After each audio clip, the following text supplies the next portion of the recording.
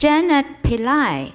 She is the founder of Arts Education in Penang and independent project consultant, Malaysia. She authored 3 books and numerous articles and contributes expert resources to the regional organizations in Southeast Asia and also UNESCO in Bangkok. So let's welcome. Her topic about transitions and transformations, what intangible cultural heritage means to the next generation. Let's welcome. I'm going to give a case study on arts education program, arts, culture and heritage education program for young people that was founded for the last 10 years in Penang, which is a World Heritage Site, in Georgetown, the World Heritage Site of Georgetown, but we have since extended the program to several other locations. I actually am the founder of a small non-profit organization that specializes in arts, culture and heritage education for young people aged from about 11 or 12 up to 18 years old. Okay, why are we doing this with young people? I need to state very clearly that education is federal controlled in Malaysia, and it is the great desire of the government to move everybody into square classrooms in a square setting at square tables facing a teacher, and it's considered highly indisciplined to leave the classroom. So children are spending 7 a.m. to about 3 p.m. in these square classrooms, and they actually lose touch with life.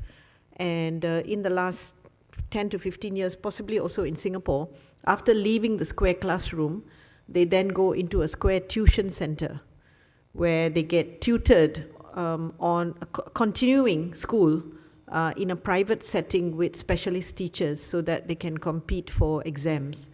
And we found this situation quite scary. So we decided when we started arts, culture and heritage education in Penang, this was just before we applied for the World Heritage Site. We already had put in the application, but we were preparing young people to appreciate, and build their awareness of heritage. We decided that actually children needed to be in a real setting, in a community site to actually understand heritage, and it could not be taught in classroom.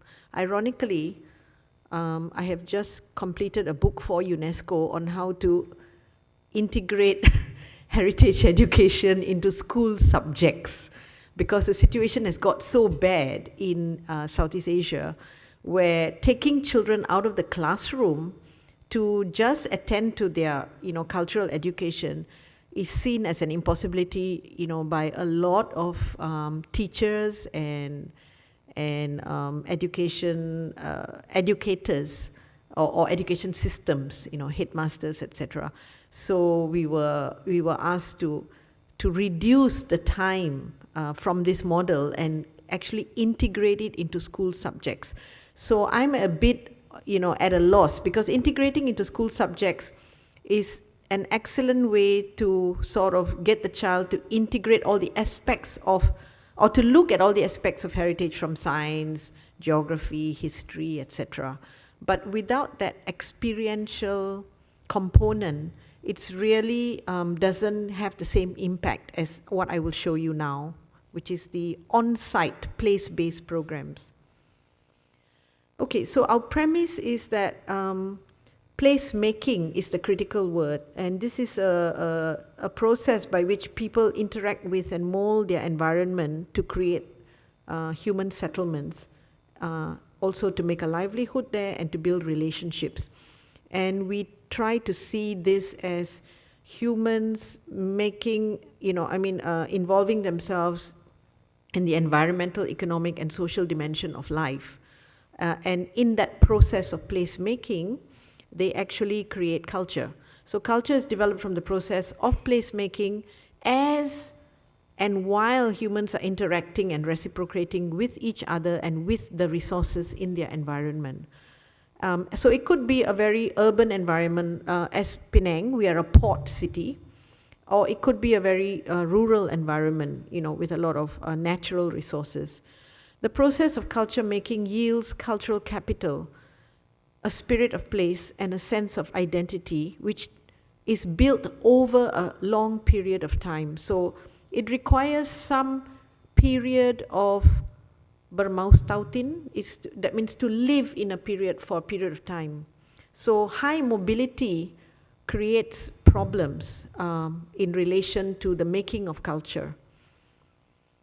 One of the things we want to introduce to the children, or two of the things, is cultural capital and cultural knowledge.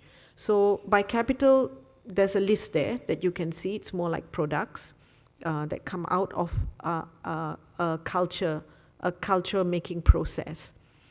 And the second is cultural knowledge, which we want to also introduce to the children, which is more abstract, which is more your ICH, understanding of the systems, the seasons, the natural materials, how they deteriorate, how long, the vernacular skills, ways of doing and thinking, that philosophy and beliefs, perceptions and instincts that the community has developed from that interaction in that environment.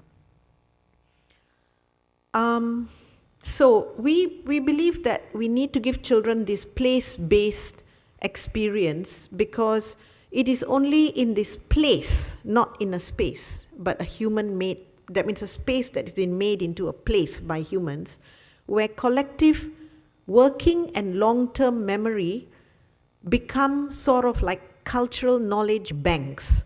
And we want children to actually understand why the making of these cultural banks is critical to a healthy cultural ecosystem for a community.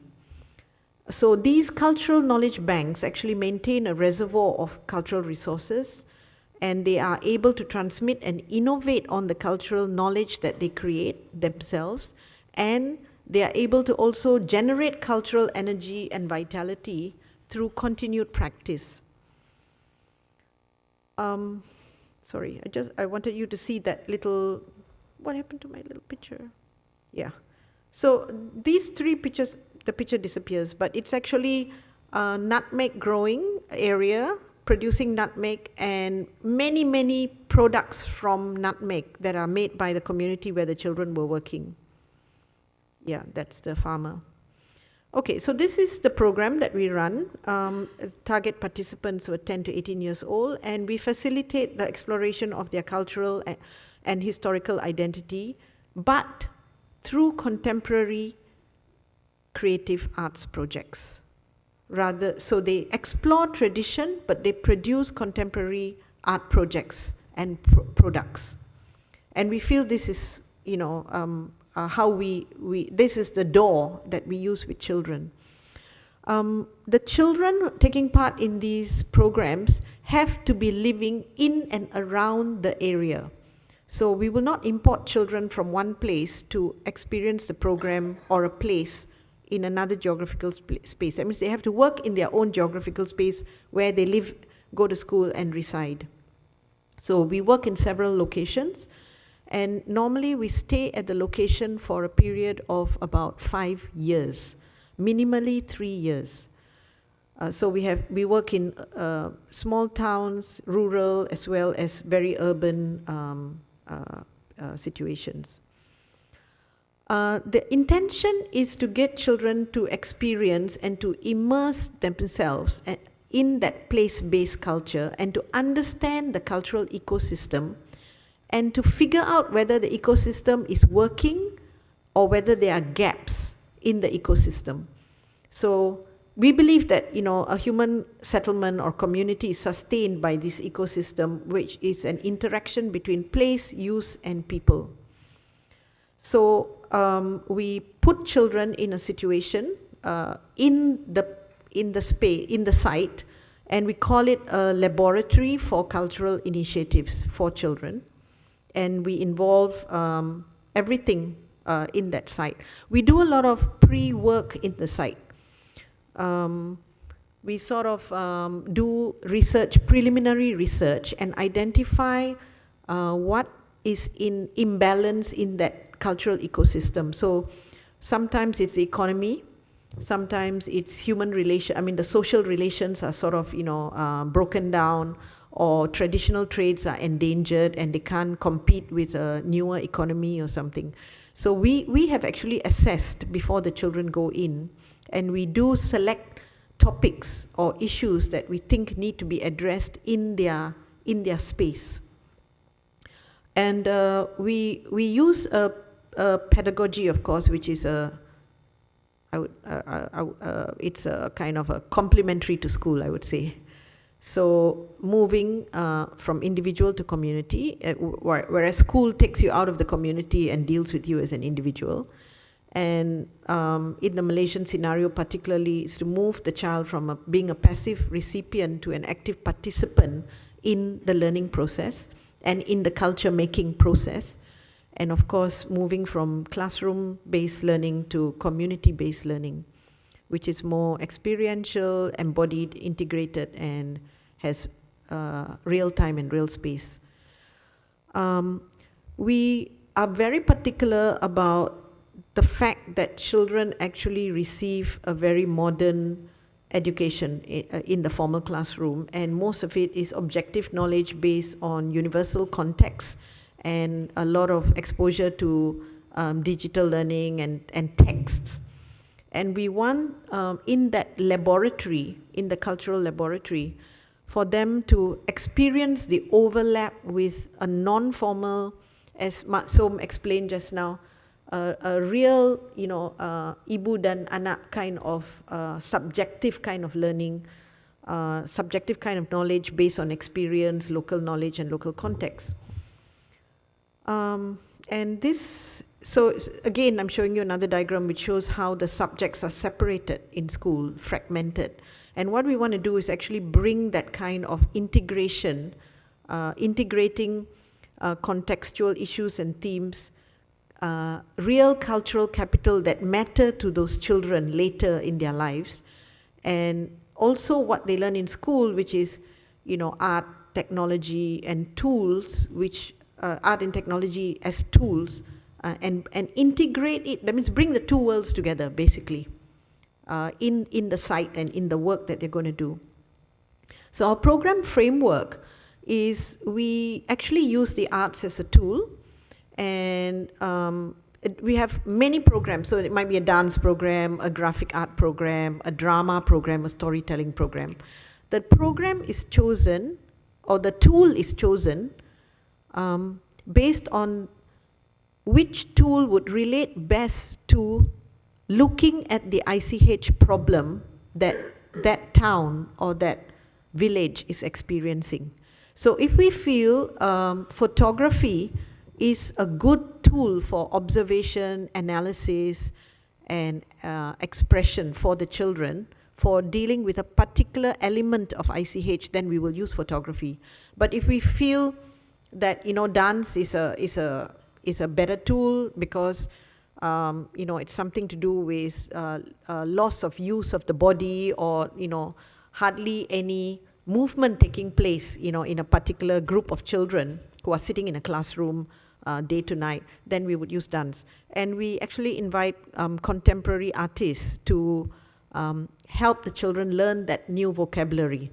But the subject matter that they're dealing with, which is at the bottom, many lines have disappeared for whatever reason, is actually the people, the occupations, the products, etc. So the children are actually going to do research on the cultural capital in the town or the village where they're working, and they're going to use art as a kind of a lens to look at the cultural capital and the process used to make the cultural capital and where the gaps are.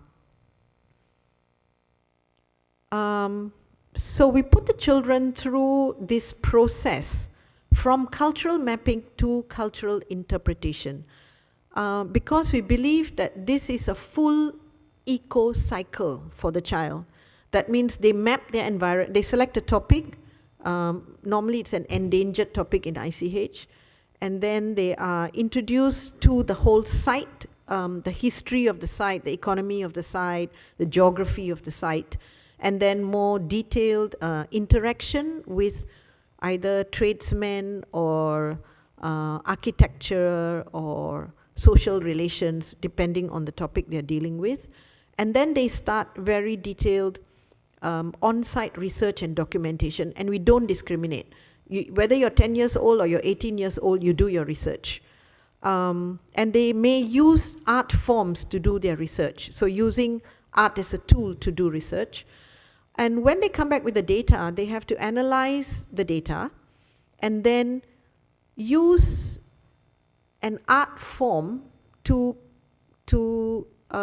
recompose or contextualize the data and interpret what they have collected, or interpret the situation that they have studied, and then show it back to the community from where they collected the data.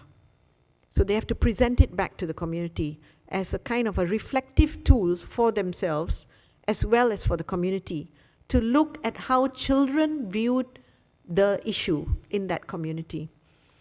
And for us, that recomposition, the process of composition, as Matsum showed, the process of composition is very critical. And when children have to compose, they, in the editing, in the selecting, in the putting together, that's when the reflective process starts.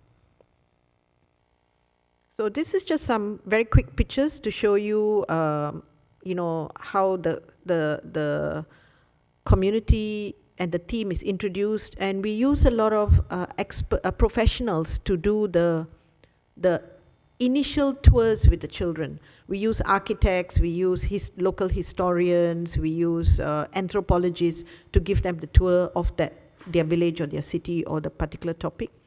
And then they undergo training in mapping and research techniques, depending, you know, which are the ones they need. And then they go in and do their apprenticeship with the people that they are, the actual residents. So they have on-site apprenticeship. And then they do research and documentation on-site in different groups according to different topics which are all related. Of course, the documentation is produced, is very childlike, but you know, that's how they conceive things. Oops. Right. And then they work with the artists to develop expressive vocabulary and skills so that they are able to do the interpretation of their data using the particular vocabulary. So if it's dance, the artist will teach them dance vocabulary. What is choreography? How do you put gestures into choreography? How do you put floor patterns?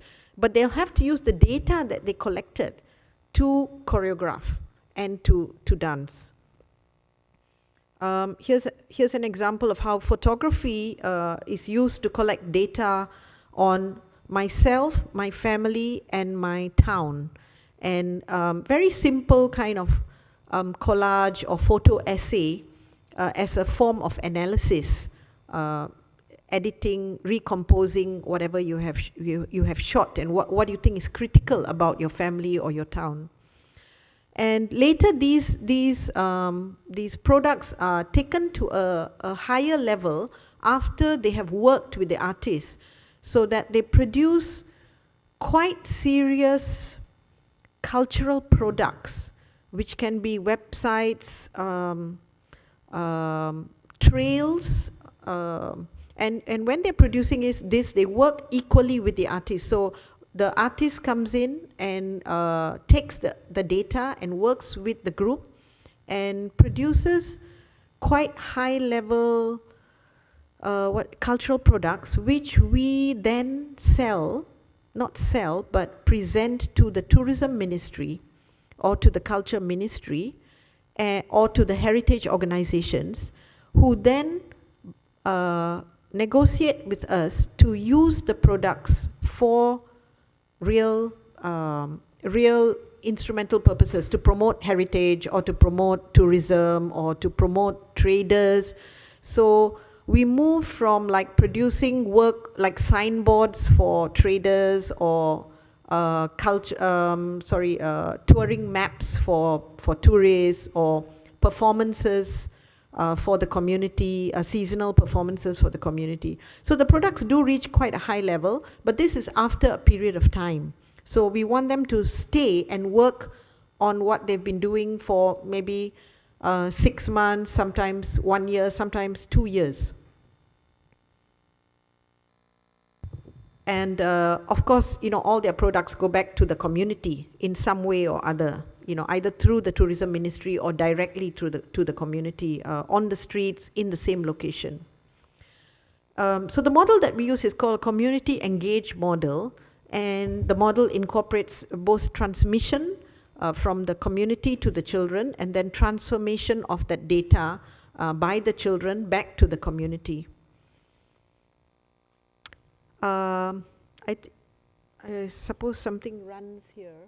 I can't fix it, but basically we are looking at a child starting as a young learner, which is missing here in this slide, and then going to a young researcher, a young artist, and a young cultural worker. Just to let you know that I have left this non-profit organization on the 1st of January this year and moved it given it over to the younger generation of workers. And it's very interesting that the new committee or board that is now been engaged into this organization are children who went through the program 10 to 12 years ago and have now become working adults. So they have come back as the board. And what is even more interesting is their mothers have come back as staff in the organization. So it's just to tell you that you can create, you know, ecosystems, and it depends how strong the impact of such programs are. And, whoops, why? And we are very interested in the use of memory and the practice of memory. So we are quite concerned about keeping the working memory going in a town, in a place, you know, what we call place-based learning. So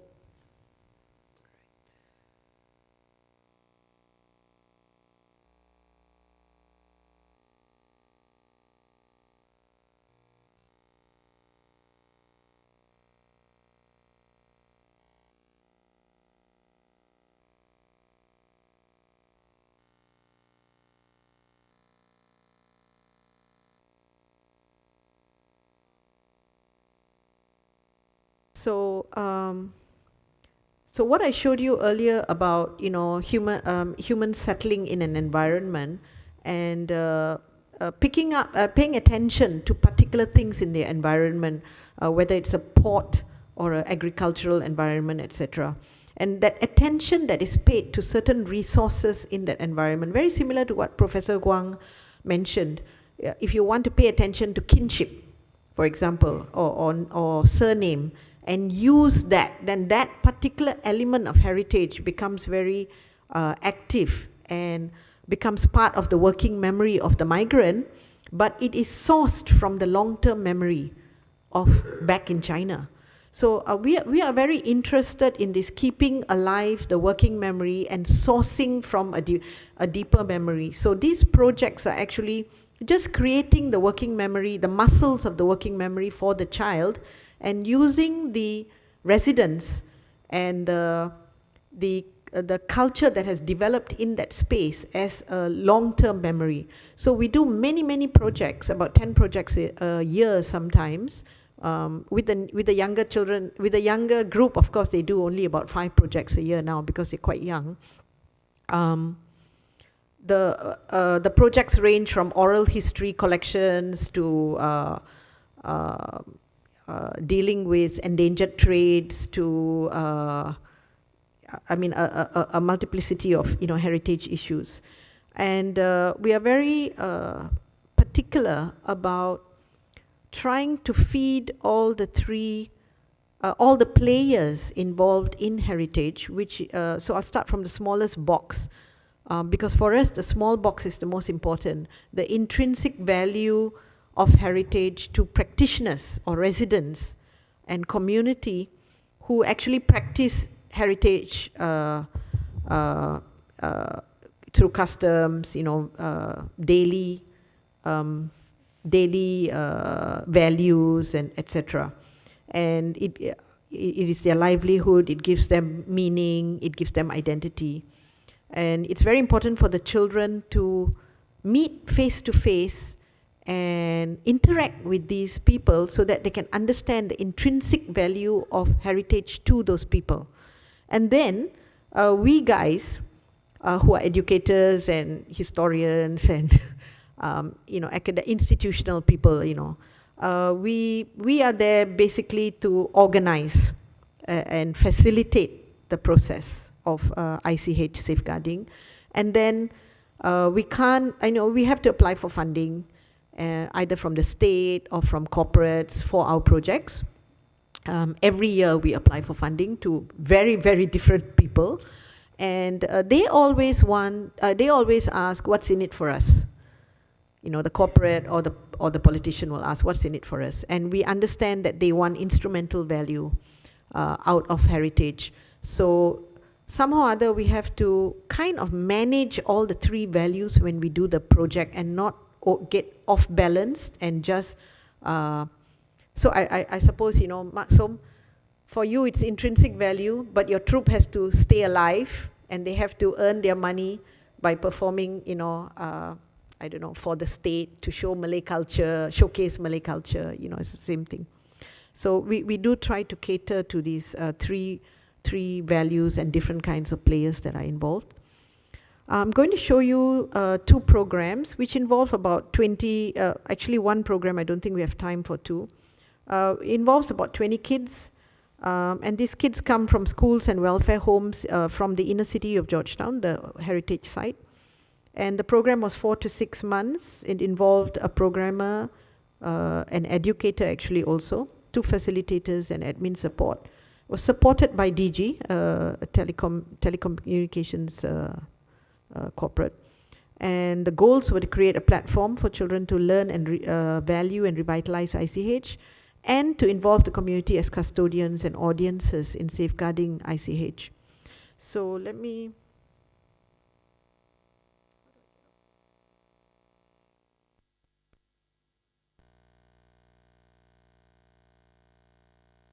So this is just a video to show you the process of basically what I talked about. Let's give you a more...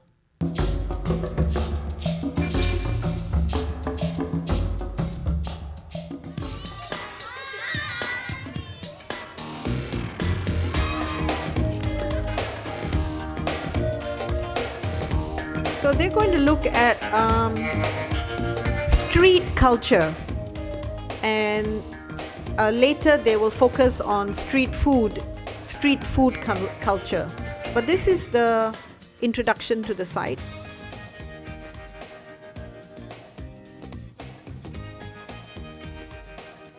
And this is their young choreographer. He was a child in the program and then he became a choreographer, and now he's back in Penang running programs like this.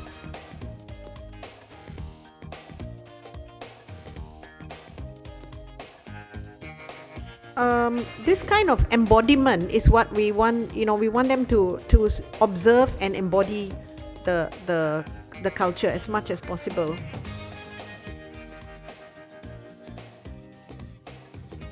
And really it's just a strategy to make them observe their own culture in more detail. So the dance part is not so significant for us. Using dance as a tool is more a kind of creating a framework for observation of your culture. and understanding of your own culture. So dance provides a kind of a lens to look at things in great detail. So in this particular program, we're looking at gesture.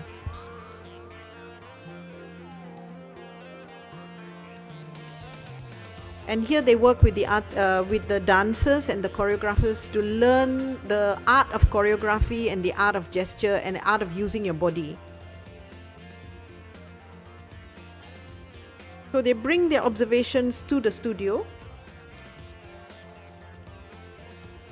They also keep diaries and drawings and illustrations.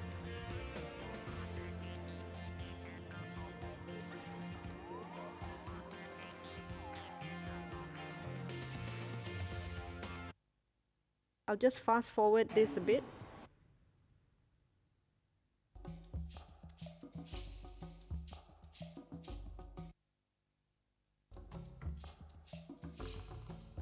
And so they've completed the dance, and it is played back to the community in the same place where they collected the data.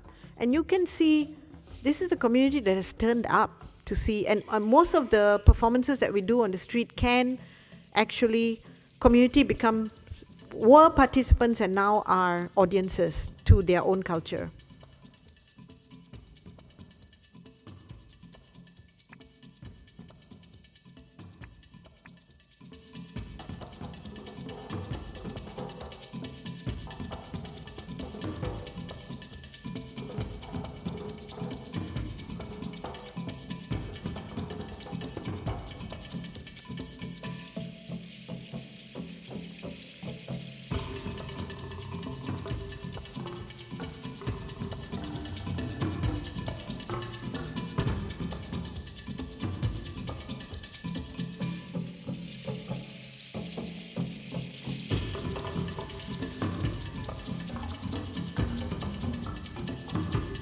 Okay, just to give you a little, a showcase of what it looks like. So that's all. That's my presentation. Thank you very much for listening.